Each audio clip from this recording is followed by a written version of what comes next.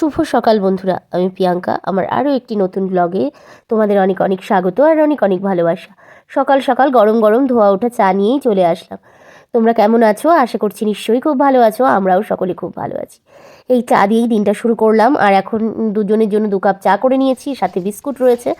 চাটা খেয়ে কিন্তু চলে এসেছি একদম, দেখো, পুকুর পাড়ে কিন্তু এখন শাক বাছা মানে তোলা হয়েছে। এই শাকটা নিয়ে যাওয়া হবে বর্দি ভাইদের বাড়িতে।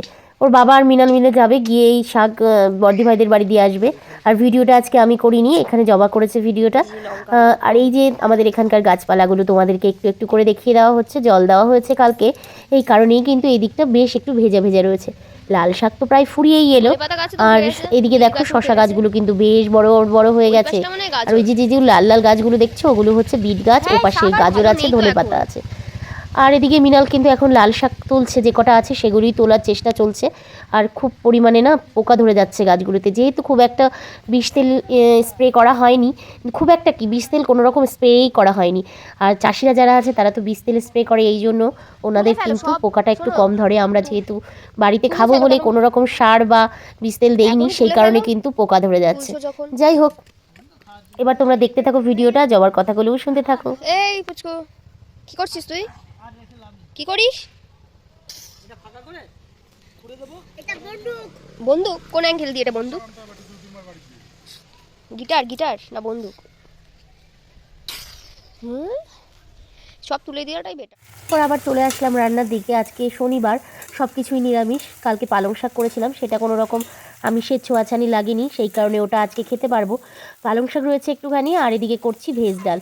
ফুলকপি, গাজর, ক্যাপসিকাম দেইনি, বিনস, কাজু, কিশমিশ এগুলো দিয়ে আমি কিন্তু সবজিগুলোকে ভাজা বসিয়ে দিয়েছি।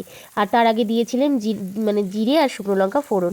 এই দিয়ে কিন্তু সবজিগুলোকে বেশ ভালো করে ভাজা ভাজা করে নিয়েছি। আর এর মধ্যে দেখো একটু আদা গ্রেট করে দিয়ে দিয়েছি, আর দিলাম জিরে গুঁড়ো আর সামান্য একটু কাশ্মীরি লঙ্কার গুঁড়ো, রঙের জন্য, কালারটা একটু ভালো আসবে সেই জন্য। আর সবজিগুলো কিন্তু সবই মোটামুটি ভালোই ভাজা হয়ে গেছে। আর এদিকে আমার ফুলকপিগুলো একটু বড় বড় করে কাটা হয়েছিল, তাই এরকম মনে হচ্ছে। আর এবার আমি দিয়ে দিচ্ছি দেখো সেদ্ধ করে রাখা মুগ ডালটা। আর কয়েকটা মটরশুঁটিও কিন্তু আমি উপর দিয়ে ছড়িয়ে দিয়ে দিয়েছিলাম। মটরশুঁটি তো অনেকগুলোই আজকে রেখেছি, সকালবেলা তোমাদেরকে সেটা দেখানো হয়নি, তবে দেখিয়ে দেবো। আজকে কিন্তু 1 কেজি মটরশুঁটি রেখেছি। এবার এই যে এর মধ্যে কিন্তু নুন টুন সবই দেওয়া আছে, লাগলে পরে দিয়ে দেবো। আর এটা এখন ফুটতে দেবো। আর এই যে দেখো 1 কেজি মটরশুঁটি কিনেছিলাম, সেটা ছাড়িয়ে দেখো 500 গ্রাম মতন হয়েছে। আদৌ 500 গ্রাম হয়েছে কিনা সন্দেহ আছে, এটাকে মাপলে হয়তো 500ও হবে না। যাই হোক, আমার রান্নাঘরটা এখন খুবই অগোছালো, চারিদিক ছড়িয়ে রয়েছে। এদিকে চাল ভেজানো রয়েছে, ভাতটাও বসাতে হবে। দেখো কী অবস্থা রান্নাঘরে। চলো পরে দেখা হচ্ছে।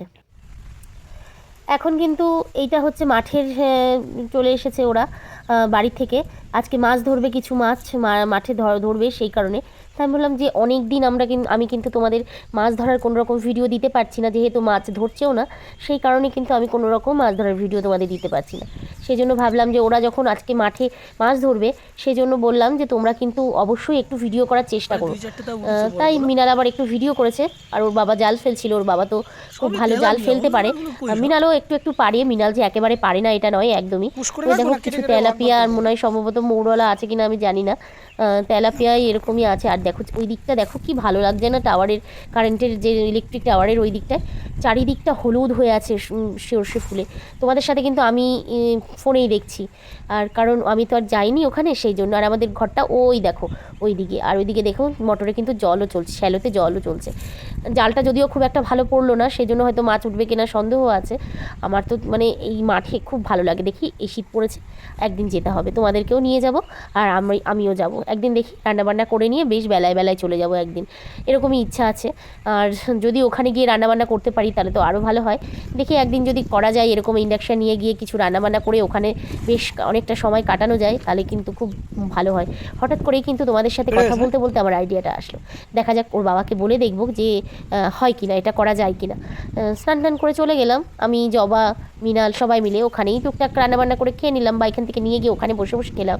তাহলে কিন্তু বেশ একটা পিকনিক মুড চলে আসবে। আর এইদিকে দেখো আমি তো চোখ সরাতেই পারছি না ওই হলুদ সর্ষে ফুলগুলো দেখে। আমার যে কী ভালো লাগছে, মনে হচ্ছে এখনই চলে যাই ওখানে। যাই হোক, এখন তো যেতে পারছি না, আমি ফোনেই দেখছি। তোমরাও কিন্তু আমার সাথে ভিডিওটা দেখছো ফোনে। কেমন লাগলো অবশ্যই জানিও। আবারও বলি যে যদি আমার এই ভিডিওটা কোনো অংশে তোমাদের একটুও ভালো লেগে থাকে তাহলে কিন্তু অবশ্যই like, comment, share and subscribe করে দিও আমার চ্যানেলটাকে। আমার চ্যানেলটা একটু বড় করতে তোমরা সাহায্য করো। তোমাদের এই সহযোগিতাটা কিন্তু আমার চ্যানেলটাকে একটু একটু করে বড় করে তুলবে। আর যারা আমার চ্যানেলটা অলরেডি সাবস্ক্রাইব করে ফেলেছো তাদেরকে অনেক অনেক ধন্যবাদ। তাহলে বন্ধুরা চলো ভিডিওটা দেখতে থাকো। তোমরা কেমন লাগছে ভিডিওগুলো অবশ্যই জানিও। তোমাদের কমেন্টস কিন্তু আমাদের কাছে ভীষণ একটা মূল্যবান জিনিস। আর আমাদের ভিডিওগুলোকে কমেন্টসগুলো পড়ে ভিডিওগুলো করার একটা আরও উৎসাহ দেয়। তাহলে বন্ধুরা চলো ভিডিওটা আর বকবক করবো না, ভিডিওটা তোমরা দেখতে থাকো। ফিরে আসবো আবারও পরে।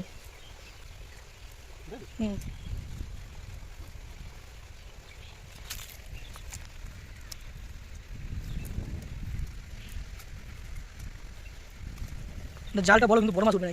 না মাছ খেতে না চলে যাবে।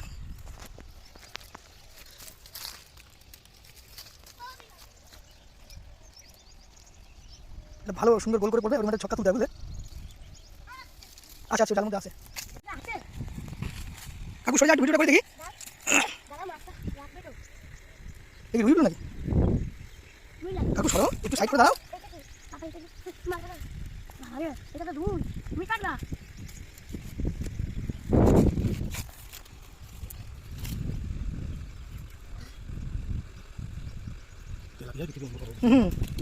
অন্য কেউ জায়গা পাচ্ছে না। যা ধরলি না।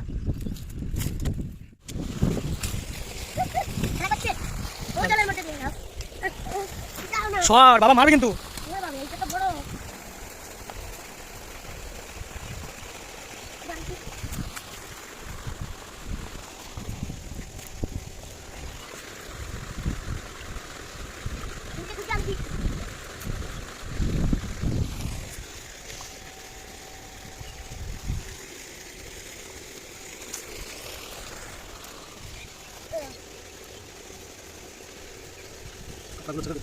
দিচ্ছি ভিডিওটা কমপ্লিট করি। আমি ভিডিও করছি, তুই বাবার সামনে আসছিস।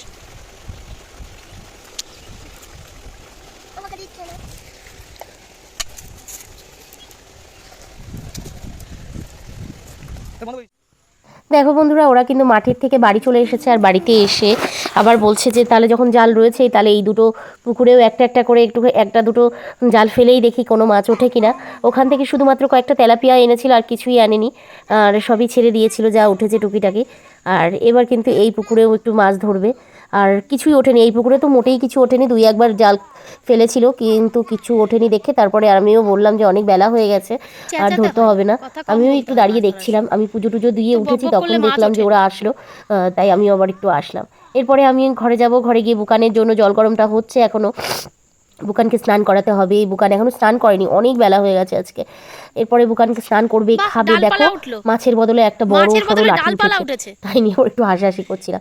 যাই হোক, আর এই গাছের পাতাগুলো দেখো কি ভালো লাগছে, সেজন্য তোমাদেরকে একটু দেখিয়ে দিলাম। মনে হচ্ছে একটা কি অন্য অন্য গাছ, যদিও এটা কি যে গাছ, লম্বু গাছ না কি কে জানে, জানি না। আমি না, লম্বু গাছ না, এটা মনে হয় সম্ভবত কি মেহগনি গাছটা হবে হয়তো, আমি না ঠিক জানি না নামটা।